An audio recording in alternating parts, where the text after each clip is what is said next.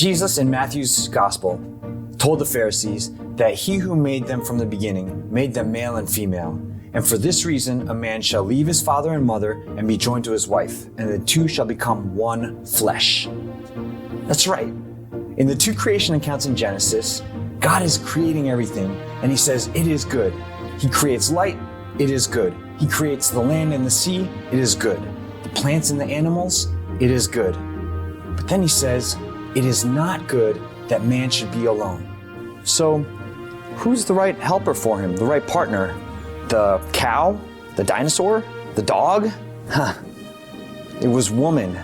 Yes, at last. Bone of my bones, flesh of my flesh. Not made from Adam's head or his foot, so she doesn't lead the man and she doesn't follow the man. She's made from his rib. They're side-by-side partners. So, marriage has been around from the beginning, and as God said, it is very good. It is very good. It's a sacrament, an outward sign instituted by Christ to give grace. And the mutual love between the husband and a wife, the Catechism says, becomes an image of the absolute and unfailing love with which God loves man. How is this? St. Paul tells us, "Wives, be subject to your husbands as to the Lord. For the husband is the head of the wife, as Christ is the head of the church." As Christ is the head of the church. Isn't that the key then? A husband should love his wife the way Jesus Christ loves the church. And how was that?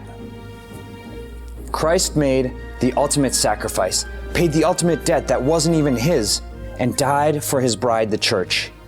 And Paul says, husbands, love your wives as Christ loved the church and gave himself up for her so that he might sanctify her, that she might be holy and without blemish. I, Andrew, take you, Maria, to be my wife. I, Maria, take you, Andrew, to be my husband.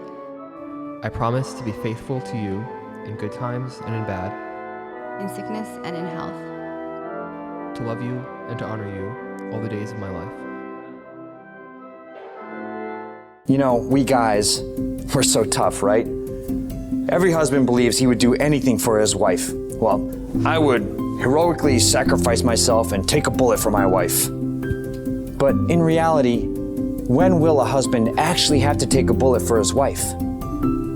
Most men, thank God, will never have to stand between his wife and a bad guy with a gun. But every man still can display heroic love and self-sacrifice for his wife throughout every day. Do things for her around the house without making a big deal about it. Make sure she has time to pray, or pray with her. Let her have the last word. Avert your eyes from things you shouldn't be looking at.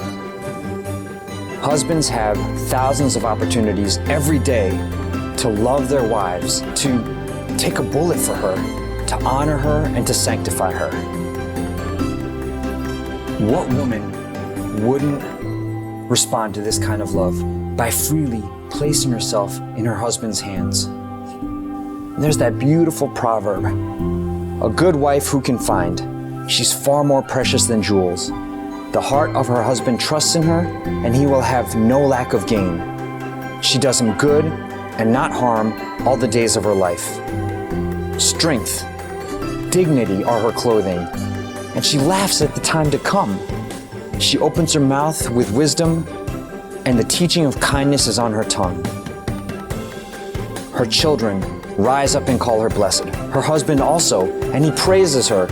Many women have done excellently, but you surpass them all.